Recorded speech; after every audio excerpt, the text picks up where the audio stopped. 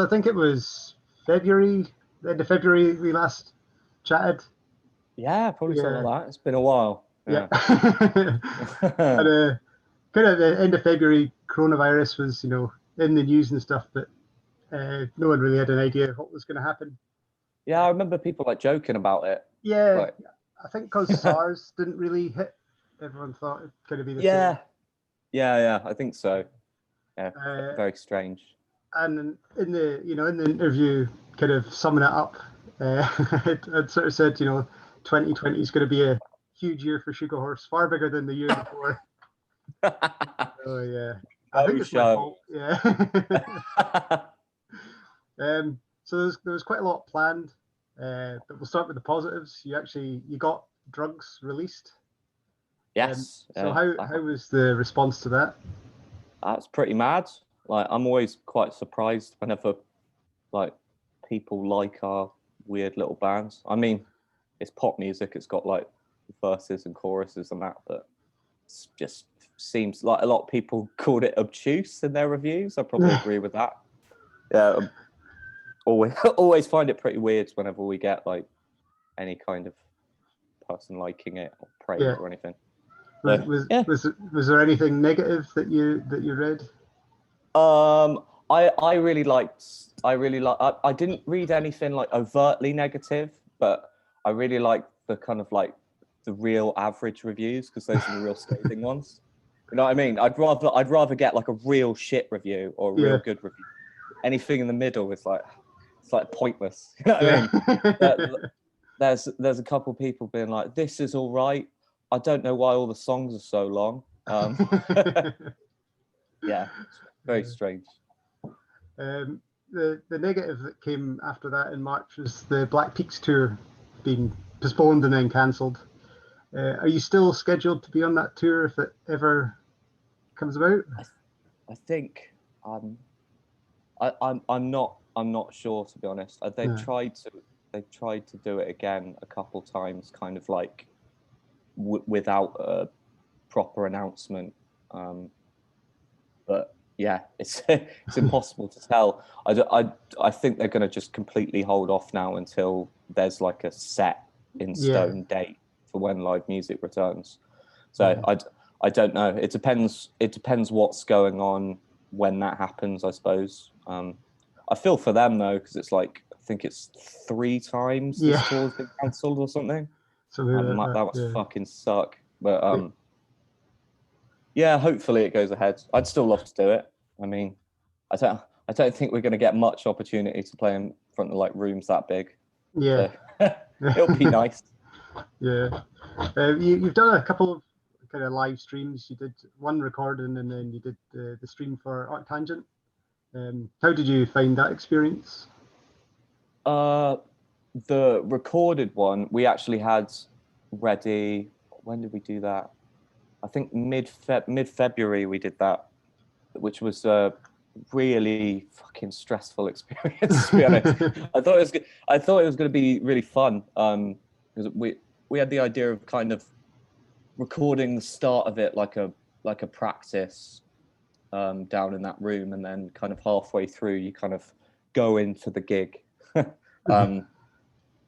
But yeah, it was good, but playing 2 45-minute sets within like 3 hours of each other, just Yeah. my voice was like, yeah. The end of it is horrible, but yeah, it was cool. Like that room is where like guitars,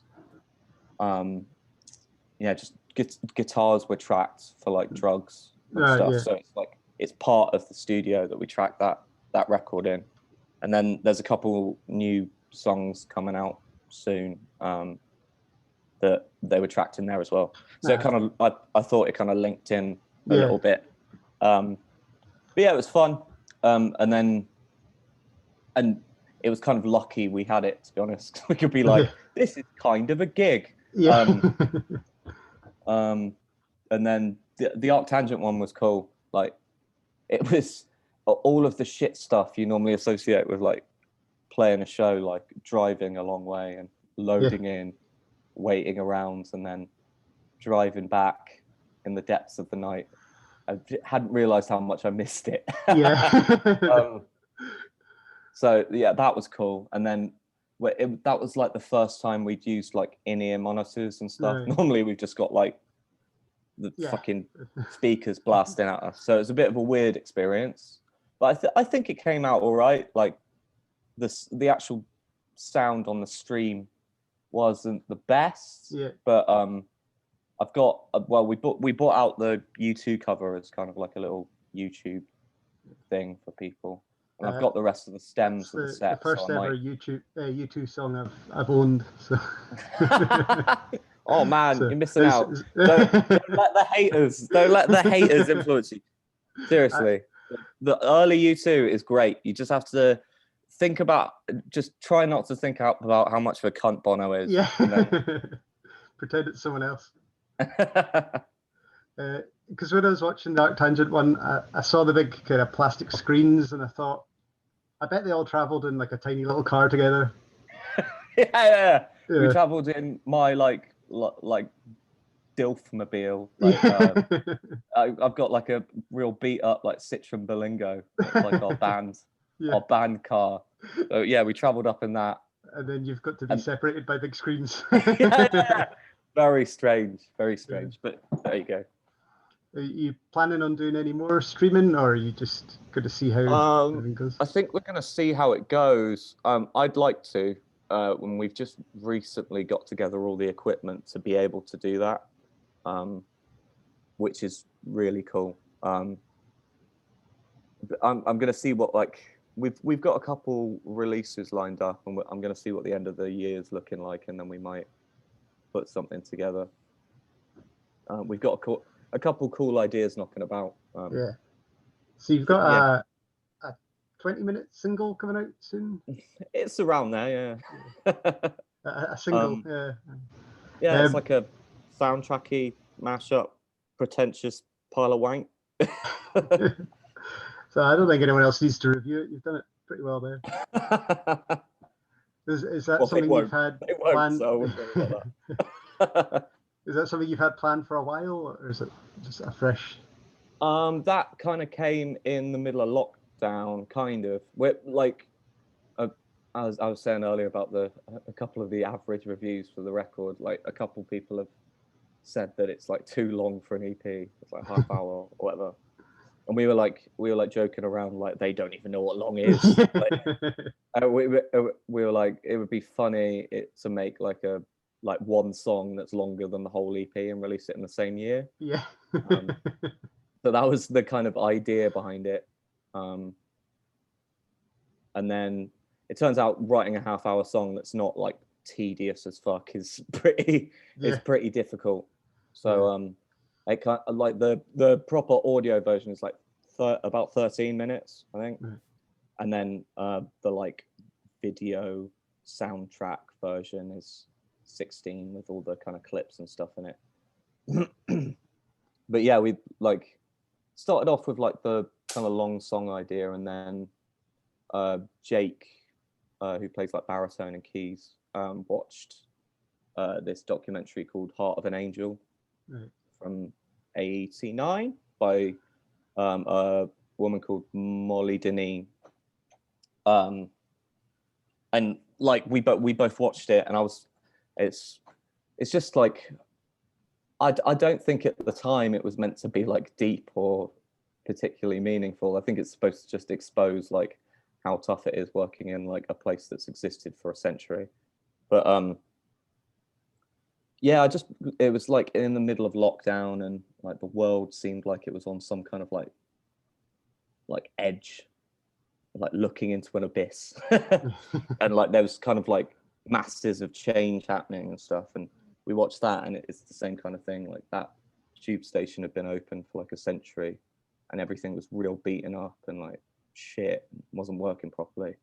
Then you've got like the kind of dudes, like all of the like old white dudes that work like in the kind of cushy jobs, like upstairs, who like don't give a fuck, like everything's broken and they don't care, and they just plow on regardless, and yet they still moan about everything. And then at the same time, you've got the people that work underground at nighttime, like basically everyone that isn't an old white man working down there, who like some of them, their only job is to go down there in the depths of the night and kind of pull human hair out of the tracks like every night for like 40 hours a week, which is pretty nuts. And not much And it has just seemed changed. like it seemed like a pretty, like, I don't know, apt metaphor for what was kind of going on in the world at the time and still now. So that's where the idea of kind of gluing the two things together came. Are you going to send that out to everyone that gave you a review that suggested, you know, your EP was too long? I don't know. I'm nearly that spiteful. Yeah. Not quite. They might keep feeding you new ideas of how to annoy them. So. Exactly. I've got to keep them basting. You know what I mean? So when we talked last time, you said you pretty much had an album planned out with quite a few songs demoed. Has that progressed any? Yeah, quite a lot. I'd like at the start of lockdown, I kind of set myself I don't know, what everyone had, like lockdown goals or whatever. And I was like, I'm gonna try and write something every day, whether that be like a verse or like a chorus or just like a riff or something. And that I ended up at like near the end of it with like 30 whole songs, which is pretty nuts. That's where The Great Shame came from. There's another single that's probably going to come out at the start of next year. That's where that came from. And ended up kind of pushing a load of the ideas that I had for the album out because they weren't as good. Yeah. So we've got the whole thing now. In fact, this Sunday just gone, as we're speaking, we played it as a band the whole way through in practice, and that felt pretty good. Yeah. So, yeah, it's cool. It's come in. That recorded and. Yeah, I think. Well, before you change your mind. Oh well. The plan is next week we go into the studio to record like basic tracks for it. And that's like 4 days in Leeds, which is why it's a kind of tenuous. We'll have to see what happens between now and then, but yeah, hopefully it'll be all right. We're going to record in a converted church, which is very on brand. Yeah, I'm real looking forward to like putting the songs down. Like some of them have been in existence since like November, December last year, yeah, or something. So it's gonna feel good to finally get them like official band songs. You know what I mean? So what have you done with the songs that you're not choosing to use? Are they just gone, or were they maybe reappear at some point?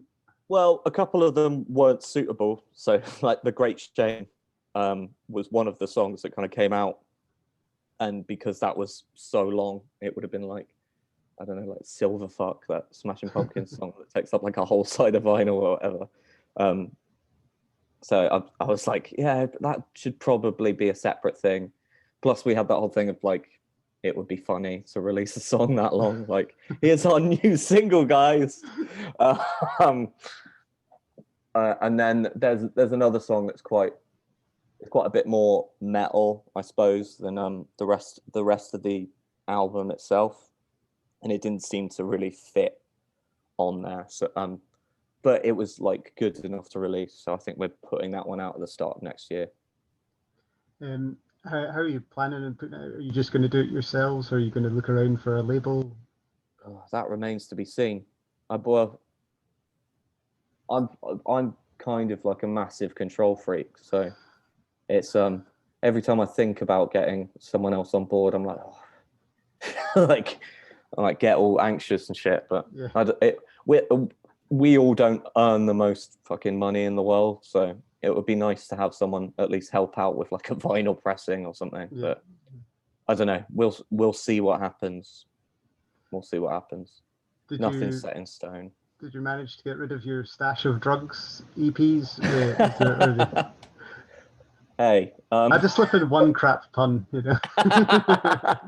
that is literally what the EP was titled "Drugs" for. But no, no is the answer. Got rid of a few of them. I think we've got about half of them left. So if anyone wants to buy one, that'd be great. Yeah. Are they just stacked up next to your bed at the moment? So. I've got a little room, which is it's the title of it is my room. That's what my partner calls it. But I don't sleep in there yet. Yeah. And so it's just full of like guitars and fucking effects pedals and a computer and our records. Very sad. Last time you said you had quite a few kind of commitments lined up that you weren't able to announce until after the Black Peaks tour. Were a lot of those kind of gig related that have now been shelved as well? Yeah, we had a couple shows on the horizon for the end of the year that just can't happen now, obviously. It was just kind of like headline-y stuff. I think we're maybe going to do like a Bristol thing and a London thing. I can't remember. Oh, there was a charity show as well that we were supposed to do that was right on the cusp. But yeah, none of that can happen. Brilliant. Yeah. And then there's been some announcements for next year. So Arctangent have got you on the Wednesday. Are you looking forward to that one? Yeah, that should be really cool. We actually have the same slot for this year. But I think it was like going to be a last minute announcement thing. Right. Okay. So it never got publicized. But yeah, it's going to be cool. I'm looking forward to it. Like, I'm not sure if the stage is going to be exactly the same, but if it's the same size, like it's that. The one in the bar, isn't it? Yeah, it's like tiny. Yeah. And I think it's going to go off, especially for like St. Pierre. It's going to be fucking nuts. They won't be on the stage much. Yeah. I'm sure Damien will do his like fucking frontman crowd surfing bullshit, but but rest assured that I will not do that. Yeah. It's very much standing still. Yeah. Out of necessity more than anything. But I assume all kind of other gig plans are you're just waiting to see what happens. Yeah. The difficult thing is no one wants to announce any tours because no one wants to cancel them. Yeah. And pretty much every festival has just like taken its lineup from this year and just pushed it to next year. So it's difficult. Yeah. You can't really get booked for festivals next year unless you're already on them this year. And yeah, no one wants to reveal any tours that they have planned. I don't know.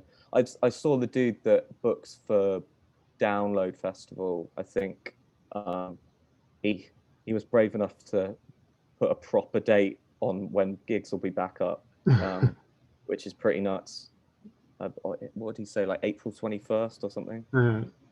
Which seems what we're in the middle of now. Yeah, that seems like a brave number, but very much so. I've seen a couple of gigs where they've got people kind of seated down and it's very separate. Would you consider playing anything like that? Oh yeah, I do that. To be honest, like I go to shows and I fucking hate standing up and that. I'm not really a very like active like crowd member, so but some of my favorite shows I've been sat down for. So we'd like that. It'd be great to like have the crowd at like real like amp cab level as well. But yeah, there may or may not be something on the horizon of that ilk coming up. Should be cool. I've been to a couple. They've been all right, but I've just had shit seats for them. I'm not fast enough on the old clicking. But yeah, it was the best thing about it was hearing a kick drum for a big PA again. That was like, I hadn't realized how much I'd missed that sound in particular. Yeah. That was good. Cool. I don't really have any other questions. Is there anything else you want to add? I don't think so. Well, guess that's us off to work now then. Oh yeah, all good times. Yeah. Thanks very much, man. Thanks very much. I'll speak to you soon. I'll speak to you soon. Cheers. Cheers, Thank mate. you.